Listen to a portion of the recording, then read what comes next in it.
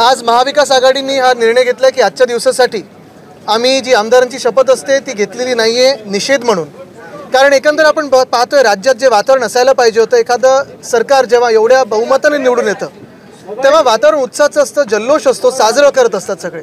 पण कुठेही जल्लोष दिसत नाही, कुठेही कोणी साजरं करत नाहीये। आणि मनात हाच प्रश्न पडतो जो आम्ही आधी पण विचारलेला होता की हे जे मॅन्डेट आहे हे जनतेने दिलेलं मॅन्डेट आहे की निवडणूक आयोगाने दिलेलं मॅन्डेट आहे, ईव्हीएमने दिलेलं मॅन्डेट आहे।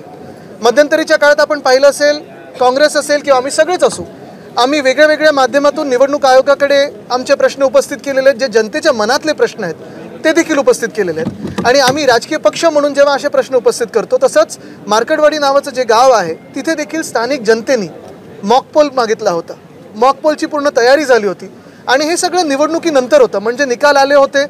तिकडे आपण पाहिलं असेल, जिंकलेले जे उमेदवार आहेत, जे आमदार झालेले आहेत, त्यांनी देखील तिथे पाठिंबा दिला होता, कारण हा मॉकपोल जनतेच्या मनात देखील जो शंका आहेत ते उत्तर देणारं होतं। साधारणपणे बॅलेट पेपरवर किती कोण जिंकू शकतं आणि त्याच विरोधात ईव्हीएमवर कसं कोण जिंकू शकतं हे आम्ही अनेकदा दाखवलेलं आहे। मध्यंतरीच्या काळात आम्ही जे पोस्टल बॅलेट ह्याची मतं आणि ईव्हीएमची मतं ह्याच्यातली तफावत देखील दाखवली। पण काल परवाकडे आपण पाहिलं की नुसतं कर्फ्यूच नाही त्या गावामध्ये, तर कर्फ्यूच्याही पुढे जाऊन काल रात्री मला वाटतं काही अटका देखील सुरू झालेल्या आहेत, 20 जणांना अटका झालेल्या आहेत।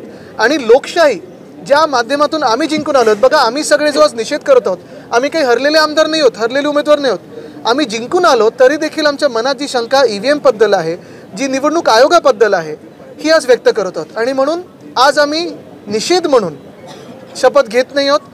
जनतेचा मान राखून, जनतेच्या मनात जे शंका आहेत त्याचा मान राखून आम्ही आज शपथ घेत नाही आहोत। महत्त्वाची गोष्ट हीच ठरेल की लोकशाहीचा जो लॉंग मार्च आहे, लोकशाहीचा जो आपण पाहत असाल एक मोर्चा आम्ही हाती घेणार आहोत, इथपासून सुरुवात होते।